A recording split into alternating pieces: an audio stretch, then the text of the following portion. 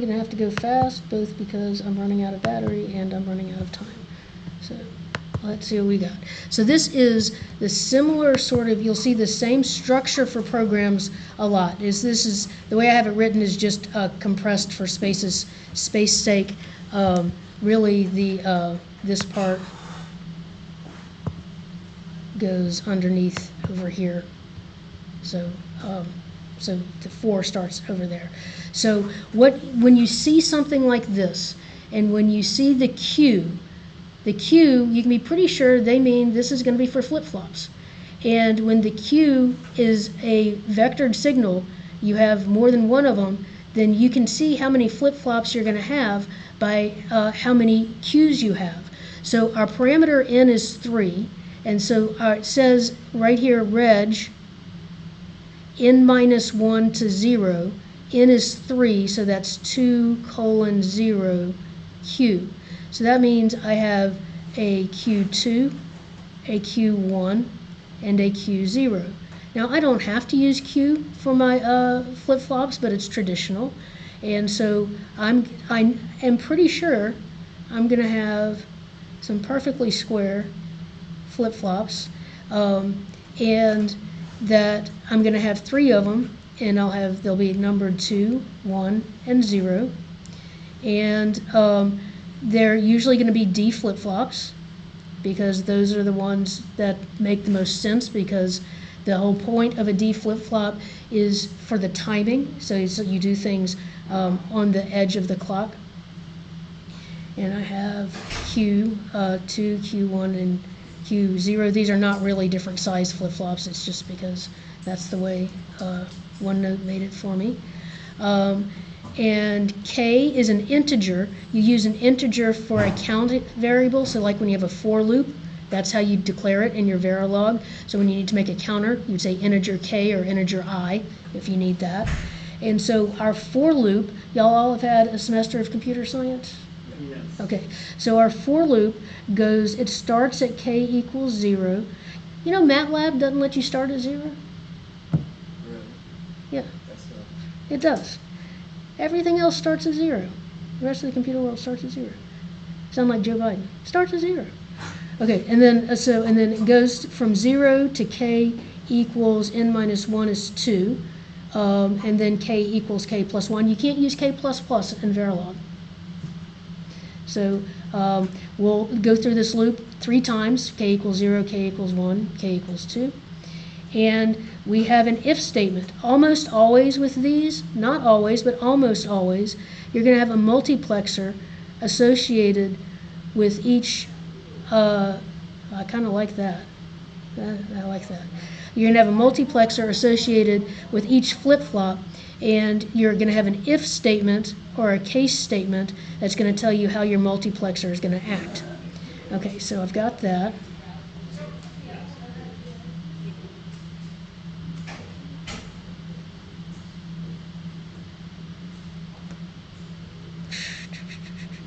Okay, never mind. And then I've got, it says if V, Q of K, becomes equal to Q of K plus 1. Now this is called a non-blocking assignment. Is it non-blocking or blocking? Non-blocking. And the reason we use it is okay, if I have the following in a program, if I have A equals B, and then I have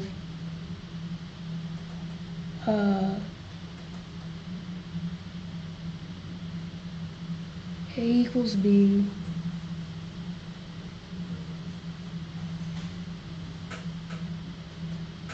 and B equals C, well, let's say I want this to happen. So I do B equals C, and then I want A to equal B, but I wanted A to equal what B was before. Is that going to happen in like a regular programming language if I come into this and A equals 1 and B equals 2 and C equals 3? What is A going to equal after running these statements? Still 1? Oh, wait, no, it'd be 2. So so B becomes equal to C. So B equals 3, Oh, no, it's B3. and then A will also equal 3. But I wanted A to equal 2. So what this non-blocking assignment does, it says keep all the values as they were when you entered into the always block. So even though we're transferring from one register to the other, you don't have to worry about the fact, well, wait, I changed that one to the one before. It will take care of it. It's not going to override it. So it says if V, so V is our input into our multiplexer.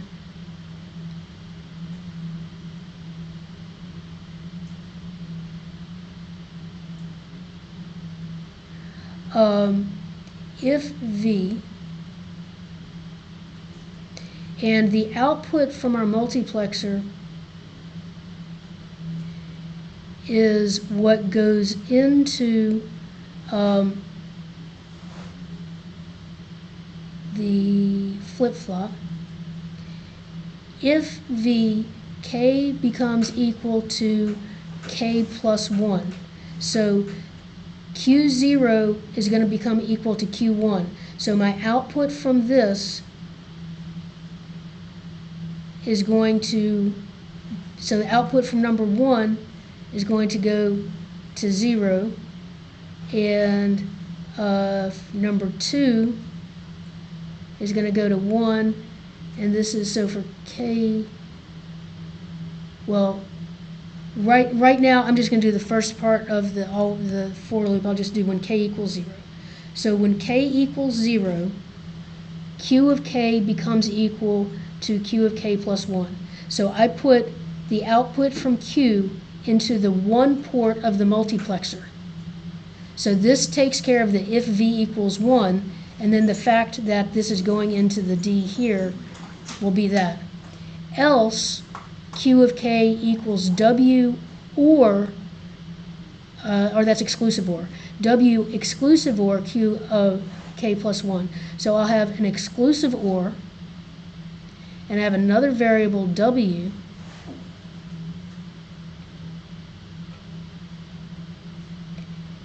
and that's going to go into the 0 port.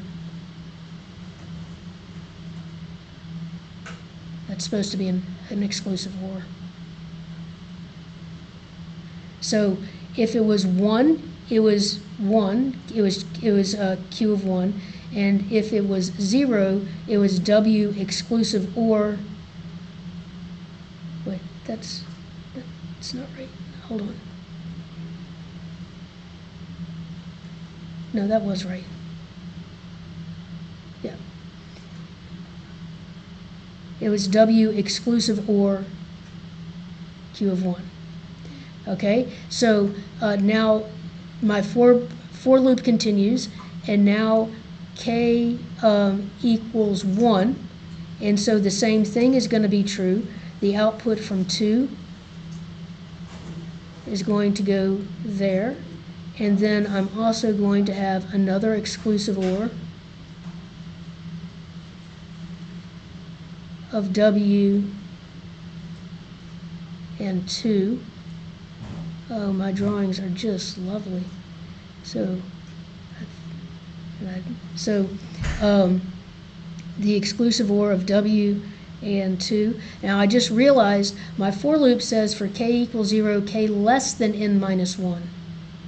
N minus 1 is 2, and it's just for K less than N minus 1, not less than or equal to. So it's just for K equals 0 and K equals 1.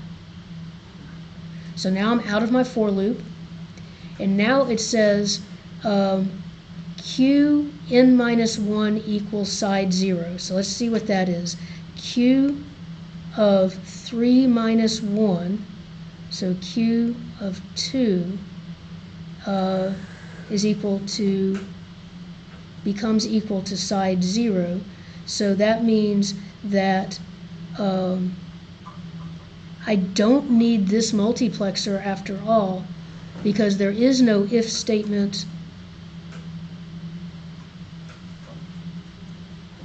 for Q2. Q2 is just equal to something. There's no if statement. It's just side 0 goes into that one. And now I am out of my always block, and it says assign 1, side 1 equal to Q0. So side 1 is my output of Q0.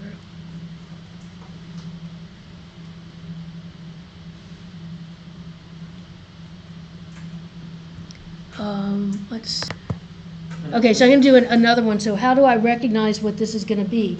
I see an always block, I see a for loop, I see that whoever wrote this code used the variable Q. I see that this thing where I'm shifting from an adjacent queue to another queue, that's a shift register when you shift from one flip-flop to the next. Where's the for loop again? Where do you identify that? Right here. Oh, okay. Yeah. Yeah. And you'd asked how to identify a multiplexer. It's an if. Yeah. And usually with these, if I have the flip-flops, I'm going to also have a multiplexer. And so I can look at this and I can see, okay, once again, it looks like I have a parameter of 3. I think my last one, I think I forgot to put a clock in, but there should have, maybe it wasn't in the code, but there should be a clock. And so what I tell people is if you get one of these on a test and you're like, I don't know, I'm freaking out, you can always just start by saying, okay, I know I'm going to have 3 flip-flops. They're probably each going to have a multiplexer.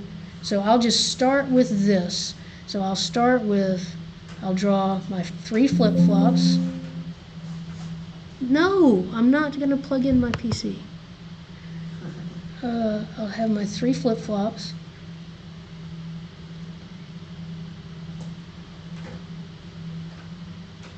And I'll order them like this because that's how I like to order them. So you can always do that. And then you can always put a clock in. So all of this, you're just like, I'm not really what to do, but you're not panicking. You're getting your points because you're doing this and you're going to have a good portion of it done. And you're going to say, well, I think they're probably each going to have a multiplexer. So I'll put that multiplexer in. The multiplexer, the output, always goes into the input of the flip-flop. And then I'll go back and look at my code, and I'll see if there's an if, that's going to be the variable that's going into the multiplexer, because the multiplexer is the thing that makes a decision based on something else. And now I'll look at my for loop. Just like the one I had last time, this is from 0 to less than n minus 1, but you do have to watch that. It could be like less than or equal to, because I might be assigning something for each of them. So this is saying for, I'll start with 0, so k equals 0. If k equals 0, q of k equals the naught of q of k plus 1. And so, wait, was that, it did say 0, right? No, if y. So that's if y. So if y is 1, it equals the naught of 1, of q of 1. Else, it equals q of 1 or p. So I have another variable p.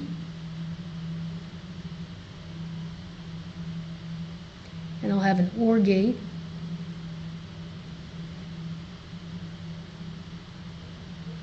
And that will be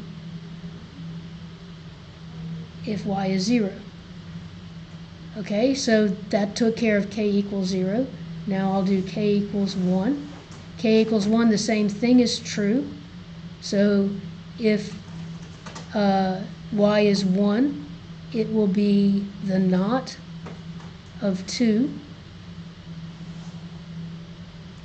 And if it's 0, it'll be the OR of 2 and p. And then that's the end of my for loop. And then it says I'm going to assign. Now this is where if you had to, because you'll be probably talking more about shift registers. So sometimes you have registers. You know how when we were doing the ring counter and the Johnson counter, we were bringing the bit from the end back around to the front? So sometimes what we're doing right now is we are bringing in an in bit and taking out the out bit.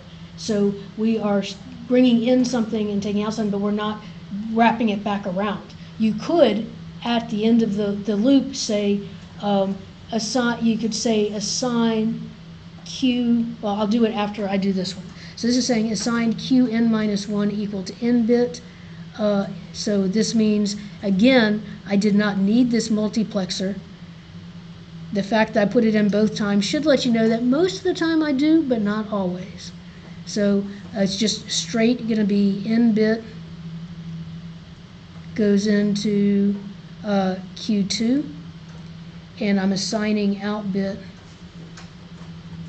to Q0.